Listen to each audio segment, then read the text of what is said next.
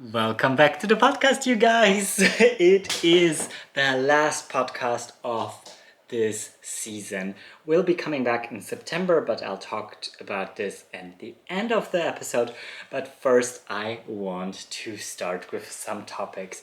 One part of the podcast will be kind of a reflection on what we have already been through, and the other will be more about visibility and why it's so important that we're still here, and just assessing a bit the situation in Europe as it is right now. I cannot really talk about anything else than Europe because I live in Europe. So, you'll just get the gist on what is happening in Europe. But first, let's reflect on half a year, or not even half a year, a bit less than that. I think I launched in March, then we just went on with the podcast. So that means like a quarter of a year of podcasting, and it was really crazy to bring back the podcast. Actually, I never thought that it would resonate so much with people, and I never thought that it would gain so much traction as it did.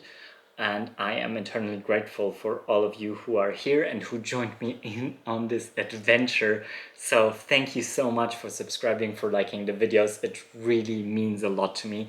And I think to have this visual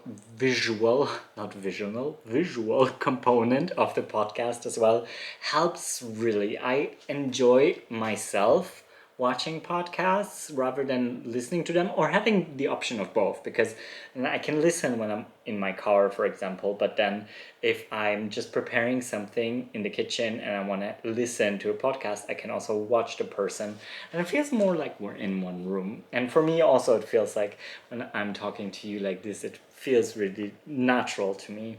And I think we've touched up on some very deep and also personal topics this season in the podcast, which was really important. And I think it was really important for me also to dig a bit deeper and to do a bit of research here and there, and to just explore the possibilities of the podcast. And that has been super nice for me and has been very rewarding. And so learning a bit more, giving you a bit more statistics, and just exchanging with you guys in the comments has been also really, really great. I think it all has evolved this season. We have talked more about mental health. We have talked about chosen family and queer visibility. And I think yet again, this is a topic that is highly sensible and still so up to date. And it's just crazy if you think about that it's 2025 and we're still talking about equality and equity, which does not only include the queer community, but all kinds of small communities around the world. It's all minorities. That was the word that I was searching for. So yeah, I think I think a lot of this has stayed with me, and I have gotten a few messages and even emails regarding the podcast, and people have been so kind and so touching and moving and so encouraging. So really, I want to thank you from the bottom of my heart, because you are the driver of all of this, and if you are liking this, then this makes my job much, much easier on this podcast. So thank you so much. But all of this brings me actually to the political state we're actually right in, and I just wanted to check in on that quickly, because I find that this is very problematic, especially in Pride Month. And I know it's the end of Pride Month, and I haven't said Happy Pride yet. So Happy Pride, you guys. I hope you joined a beautiful Pride parade. I hope you celebrated your Pride even more than just in a month that is Pride Month, because I think every day and every month is Pride Month. We should not hide, we should be visible, we should just be out there and show people that we love and we live and that we exist and that we're valuable members of the society, and That's quite shocking to me that in Germany I had the news that obviously the government got re-elected now, and they formed a new government. We have a new chancellor that is very right-wing. He presents himself as a moderate, but for me he's a very right-wing person, and his party is also quite conservative and more and more leaning towards the right. And the president of the Bundestag, Julia Klöckner, so basically where all the state assembles in the Reichstag inside the building, she forbid the raising of the pride flag during Pride Month and during the Pride Parade in Berlin. And that created huge waves because she is supposed to be a person that is actually neutral. And I think she didn't understand her role yet, or I hope she will at one point in her career, because just taking a big step and a big decision like this after years of support from the government has been heartbreaking for the community in Germany. And I think it affects all of us. It affects not only one minority, but also all the other minorities. Because if you think about that, if there is a problem and rights get reduced for one minority, that's just the first step. What is with women's rights after that? What is with expat rights or rights for people who are refugees? What is with all these people? We just, we're the easiest target here, and then it just lines up after us. So I think these are very alarming signs across Europe, and it shows me that we need to be even more visible. And we've talked about this. We had friends over last weekend who live in Toulouse, and they also said that some of the stuff they've seen during the Pride Parade in Toulouse was quite alarming, that people were doing like push-ups and like clenching their fists and beating their fists into their palms, walking next to the Pride Parade. Very like cis hetero man behavior. It was apparently quite not so nice atmosphere there. I personally didn't go to any Pride Parade this year because usually we try to go to La Rochelle, because our friends or parts of our friends are also or have been in the organization team of that Pride. But unfortunately this year it just didn't plan out, with a lot of things going on at the very same time. So this is what is happening, and it is just crazy if you think that society is really moving backwards, and if you think that it's kind of shifting like back and front at the same time. So we're advancing in technology, and AI is taking over everywhere. The internet is flooded with AI content that's very uncontrolled and very unregulated. At the same time, we are regressing in our societal views, and we are going back into this form of that was basically created by the church, by the way, by the Catholic Church. I mean, the marriage was created by the church. It's all a mean of controlling other people, if you boil it down. So it's I think a lot of times traditionalism hides behind a conserving traditions, but actually what it is fear of the new and fear of changing times. And I do understand that change can be fearsome, but we have to understand that the planet we're on is ever changing. Our ecosystem is ever changing. Our cells in our bodies are ever changing. The planets, the stars, everything is, nothing stays stagnant. Stagnation does basically not exist in the natural world. So it's always evolving, always changing, which doesn't mean it evolves. It evolves like the economy. It needs to go. It's an upwards trend. It can go everywhere, but there's constant movement. We are in constant movement. We're on a ball that turns. I mean, we're in constant movement. So I don't understand why people have so much problem with change and adapting to new situations, because it's what keeps us on our toes. It's what keeps us young and flexible and caring and loving and kind. So yeah, that's my 5 cents to this. I am very worried. So wherever you are, please be safe. And I'm just gonna end it right here because I don't want to discourage anyone. Also don't want to spread fear. I think we're here, we're queer, and we need to be seen, we need to be heard, and that's why I'm continuing doing this podcast. But I just need to take a summer break for myself. That's why I'm going to go on a 2-month summer break, which takes me to my next topic. What can you expect of the next season? So now in season 2, we kind of concentrated a lot on mental health and a lot of queer queer views, queer home, and what the chosen family is, and all these queer structures basically, which interested me. And now I would like to move on from that and reduce it to a smaller bit, which is the queer body, and the queer body in a heteronormative world, because I can see that this is affecting me more and more. And I can see that it is not really changing in advertisement, in the world around me, in the examples we set, in the people that are all around. We are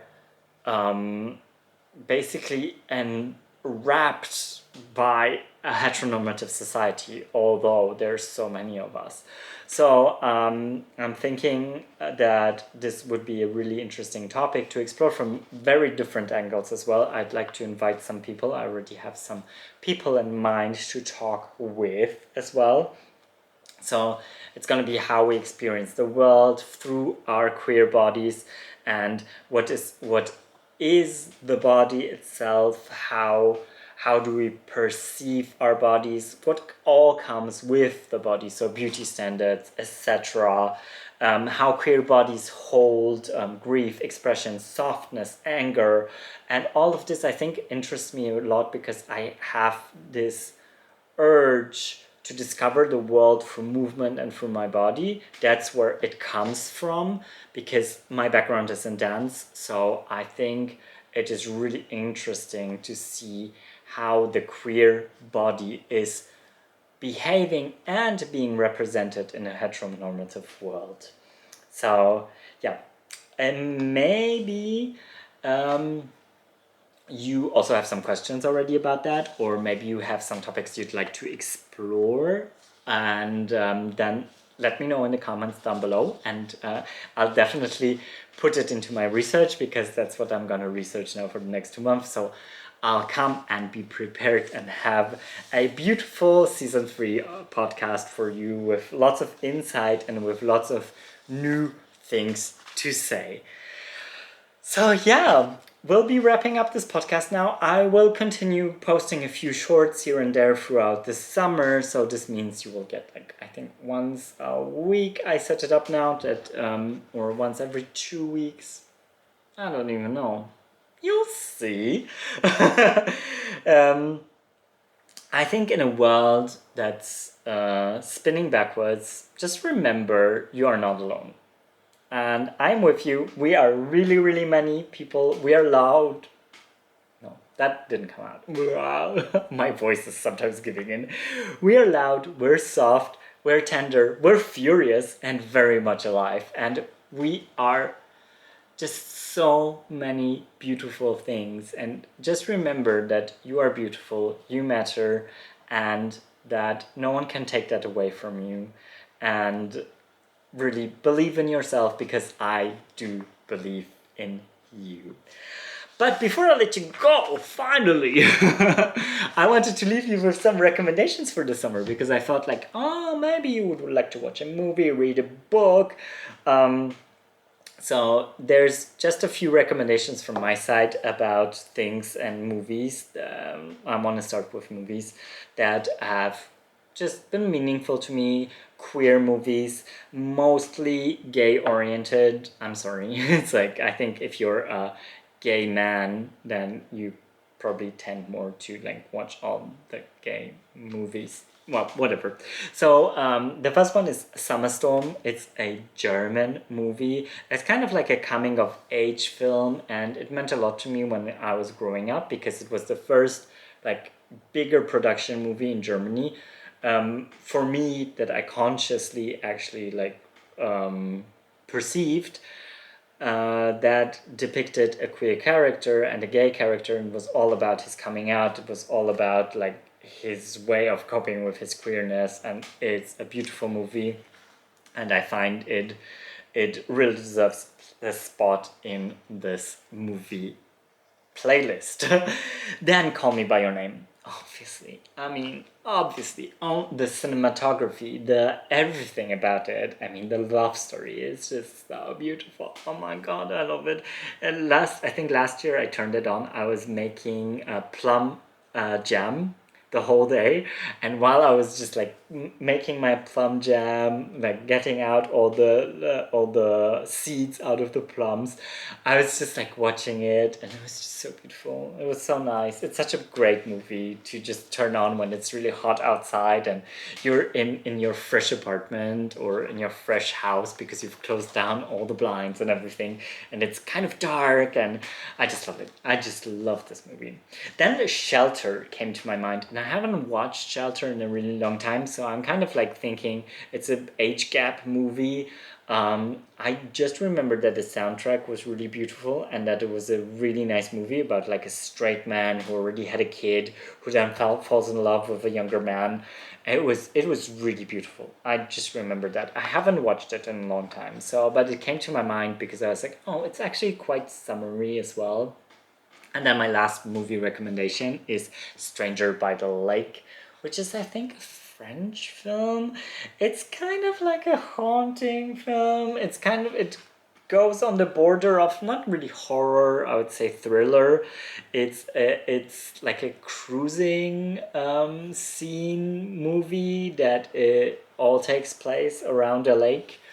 Um, it's not really a feel good like love story, but it's kind of intriguing as well. I remember when I was watching it, so I thought it deserved a place on this spot. And going on to my series is, and probably you've all seen those series, it's two series. So one is Heartstopper, which is both of them are actually teen series. So Heartstopper, because it's just like so beautifully made. It's heartfelt, it's beautiful, it makes me cry out my eyes like every time I watch it. And then Love Victor, which basically has the same effect on me. I have to say. It's like those teen series where I'm just like, oh, I wish my teenage life was like this. But yeah, no. But they are like two great series, and if you have watched them, I think I'm gonna rewatch them this summer because I think like they're just like so cute and so nice and just like really pretty. And then when it comes to books, I have actually 3 books to recommend that I have here. So the very first one is Banana Yoshimoto, and it's called NP. And Banana Yoshimoto is really the voice of my generation. I'm born in 1987, and she is so the voice of our generation, but in Japan. So there are some differences, but all in all, I find she captures the millennials quite well, and all the kind of like turmoil that goes inside of us. So NP is about like an unfinished book by an author that gets translated into Japanese, and it's a translator who has been also in an age gap kind of relationship with somebody who was translating the story and killed himself. And a lot of people who tried to translate the story have killed themselves. It talks about incest. It sounds really like a lot, but it is a beautifully written. It is a beautiful book, and basically anything that you pick up by Banana Yoshimoto, I can only recommend. Then another book that is also, none of these books are queer, by the way, but another book that I can recommend is Abuelita, I Am Your Grandson by Julio Lucero. And this one I picked up in February, yes, when we were in Austin in Texas. And this also takes place in Austin, Texas. And it talks about a family, or basically a guy whose family owns a restaurant, a Mexican restaurant in Austin. And it's a bunch of like short stories about growing up in this in between societies, basically. And I think it really resonated with me because that's how I grew up, sort of, in Germany, between societies, between kind of like cultures. So I found it was really, really cute. And then for your cooking desires, I have this one cookbook to recommend, which is Naturally Vegan by Julius Fiedler.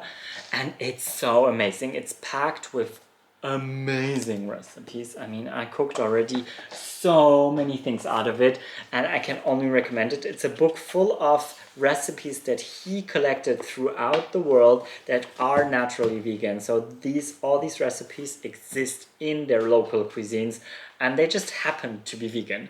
And it's just really amazing because I find most of them are quite simple recipes, but they're so aromatic. It's just amazing. So yeah, I am leaving you with all my recommendations for the summer, and I shall see you back in September for a new podcast season. Thank you so much for following along on this journey, and I hope you have a beautiful summer. Just think about it. Once again, you are not alone. We're many, and we are here to stay. Until then, au revoir et à bientôt. Bisous from the southwest of France. Bye, guys.